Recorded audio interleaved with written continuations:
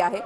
मावळमधल्या मतदारसंघामध्ये शिवसैनिक विरुद्ध शिवसैनिक जो आहे तो उभा टाकलेला आहे। ही लढत जी आहे ती होणार आहे। राष्ट्रवादी विरुद्ध शिवसेना अशी लढत आतापर्यंत या मतदारसंघामध्ये पाहायला मिळालेली आहे। मात्र यंदा चित्र पूर्णपणे वेगळं आहे। शिवसेना आणि राष्ट्रवादीमध्ये उभी फूट पडल्यानंतर आता काही ठिकाणी शिवसेना विरुद्ध शिवसेना म्हणजे शिंदे गट विरुद्ध ठाकरे गट अशी लढत पाहायला मिळते। त्यातलाच हा एक मतदारसंघ म्हणावा लागेल।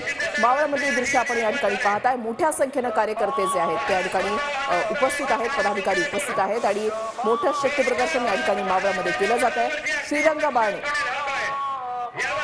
विरुद्ध संजोग वाघेरे अशी लढत मावळमध्ये जी आहे ती पाहायला मिळते आणि महायुतीकडून मोठं शक्ती प्रदर्शन सध्या मावळमध्ये केलं जातं। रणजित जाधव आमचे प्रतिनिधी आमच्या सोबत आहेत, अधिक माहिती जाणून घेणार आहोत। रणजित, मावळचे शिंदे गटाचे शिवसेनेचे महायुतीचे उमेदवार श्रीरंग बारणे यांच्या उमेदवारीचा अर्ज जो आहे तो आज या ठिकाणी दाखल होतोय। त्याआधी श्रीरंग बारणे यांनी मोठं शक्ती प्रदर्शन जे आहे ते केलेलं आपल्याला पाहायला मिळतं। आपण पाहू शकतो की श्रीरंग बारणे यांचा उमेदवारी अर्ज दाखल करण्यासाठी मुख्यमंत्री एकनाथ शिंदे असतील, उपमुख्यमंत्री अजित पवार असतील किंवा स्थानिक आमदार उमा कापडे असतील, अश्विनी जगताप असतील, हे सर्व जण जे आहेत या ठिकाणी आलेले आपल्याला आल्यानंतर आपण पाहू शकतो की आता त्यांची रॅली जी आहे ती या ठिकाणी सुरू झाली आहे। खंडोबा माळापासून ही रॅली जी आहे ती निघाली आहे। त्या आपण पाहिलं की पूर्वी श्रीरंग बारणे यांच्या रथाचं जे आहे ते स्वागत जल्लोष जे आहे त्या कोटी गावामध्ये करण्यात आलं आपल्याला मुलांची पुष्पवृष्टी जो आहे तो जेसीबीवरून करत श्रीरंग बारणे यांचं स्वागत या ठिकाणी करण्यात आलं आहे। त्यामध्ये उपमुख्यमंत्री अजित पवार असतील किंवा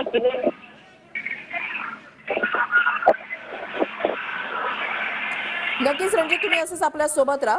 तर मावळच्या पिंपरी आणि चिंचवडमध्ये राष्ट्रवादी काँग्रेसचा या ठिकाणी चांगला प्रभाव आहे।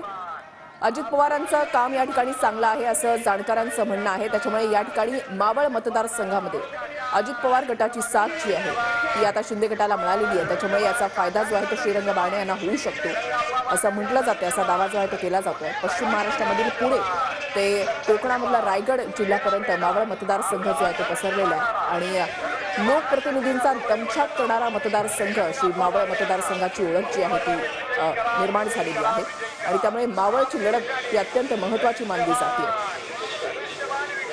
पुणे, शिरूर, बारामती आणि मावळ हे पुण्यामधले जे महत्त्वाचे मतदारसंघ आहेत लोकसभेचे, तर त्याच्यामधल्या मावळच्या लढतीकडे सगळ्यांचं लक्ष लागलेलं आहे। मावळमधून पुन्हा एकदा श्रीरंग बारणे यांना उमेदवारी देण्यात आलेली आहे। 2019चं चित्र हे पूर्णपणे वेगळं होतं, कारण त्यावेळेला पार्थ पवार, अजित पवार यांचे पुत्र ते या निवडणुकीच्या रिंगणामध्ये उतरलेले होते आणि श्रीरंग बारणे यांनीच त्यांचा पराभव या ठिकाणी केलेला होता।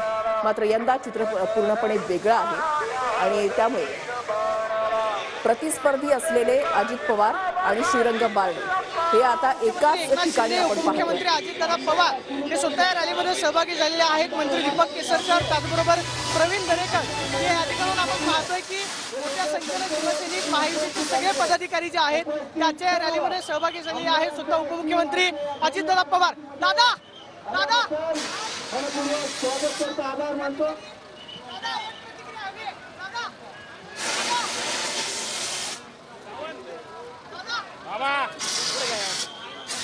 पवार यांनी या ठिकाणी अजितदादा पवार हे स्वतः या ठिकाणी सहभागी झालेले आहेत। त्याचबरोबर मुख्यमंत्री एकनाथ शिंदे आपण पाहतोय की मोठ्या संख्येने शिवसैनिक या ठिकाणी शिवसैनिकांची गर्दी जर पाहिली तर आपण पाहतोय की खंडोबाचा माळ या ठिकाणून या रॅलीला सुरुवात झालेली आहे। पीएमआरडी कार्यालयापर्यंत ही रॅली जी आहे ती त्या ठिकाणी पर्यंत जाणार आहे आणि त्यानंतर आपला उमेदवारी अर्ज जो आहे श्रीरंग बारणे यांच्याकडून दाखल होणार आहे। मावळमध्ये सुद्धा श्रीरंग बारणे विरुद्ध संजोग वाघेरे अशी थेट लढत जी आहे ती आपल्याला पाहायला मिळते। आज या निमित्तानं महायुती जी आहे शक्ती प्रदर्शन करताना पाहायला मिळते। स्वतः मुख्यमंत्री एकनाथ शिंदे आणि अजित पवार हे या रॅलीमध्ये सहभागी झालेले आहेत।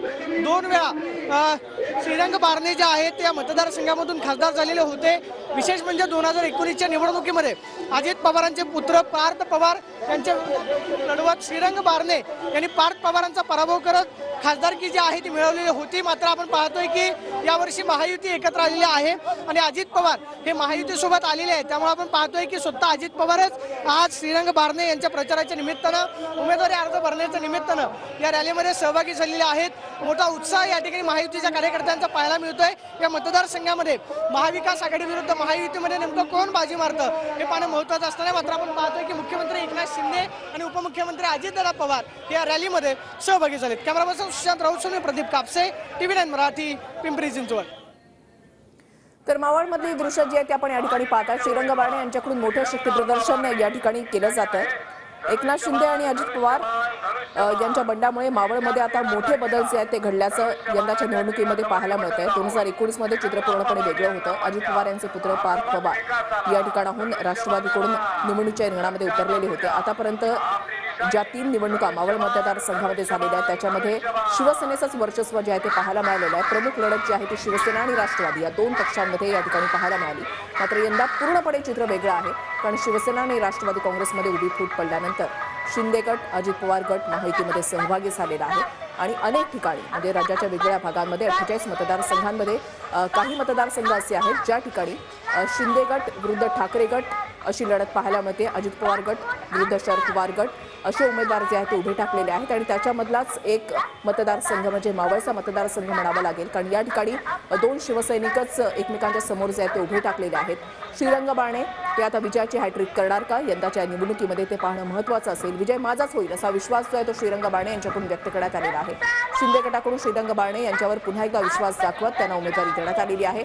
तर श्रीरंग बारणे यांच्या विरोधात आहेत ते म्हणजे ठाकरे गटाचे संजोग वाखेरे। त्याच्यामुळे ही लढत जी आहे ती अत्यंत महत्त्वाची आहे। चुरशीची लढत होणार याच्यामध्ये कुठल्याही प्रकारची तीळ मात्रही शंका नाही आणि एक जागा जी आहे ती महत्त्वाची आहे। 400 पारचा नारा जो आहे तो देण्यात आलेला आहे भाजपकडून, महायुतीकडून आणि पुन्हा एकदा पंतप्रधान नरेंद्र मोदी यांना आपल्याला पंतप्रधान बनवायचं आहे आणि त्याच्यासाठी एक जागा महत्त्वाची आहे, एक उमेदवार महत्त्वाचा आहे। त्याच्यामुळे पूर्णपणे बेरजेचं गणित जे आहे ते महायुतीमध्ये होताना पाहायला मिळत आहे। अजूनही कुठला पक्ष महायुतीमध्ये 3 पक्ष नेमक्या किती जागा लढवणार हे सूत्र जे आहे, समीकरण जे आहे ते समोर आलेलं नाही। मात्र एकनाथ शिंदे यांनी ज्या पद्धतीने दावा केलेला आहे का वृत्तपत्राला दिलेल्या मुलाखतीमध्ये त्यांनी असं म्हटलंय की 16 जागा ज्या आहेत त्या शिवसेना लढवणार आहे, शिंदे गट लढवणार आहे। 10 जागांवर शिंदे गटाकडून उमेदवार जे आहेत ते आतापर्यंत जाहीर झालेले आहेत। 6 जागा अजूनही शिल्लक आहेत। पुन्हा एकदा जाऊयात, रणजित जाधव आमचे प्रतिनिधी आमच्या सोबत आहेत।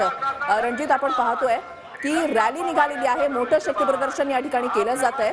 कधीपर्यंत जिल्हाधिकारी कार्यालयामध्ये श्रीरंग बारणे पोहोचतील?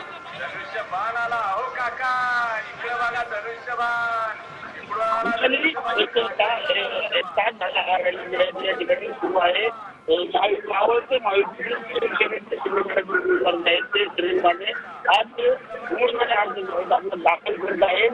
मावळच्या लोकसभेसाठी यांना 3 लढत आहेत या ठिकाणी आपल्याला पाहायला मिळत आहे। शिवसेनेकडून, ठाकरे गटाकडून संजय बारणे असतील, शिवसेना शिंदे गटांकडून श्रीरंग बारणे असतील किंवा अजितकडून ठाकरे यांचे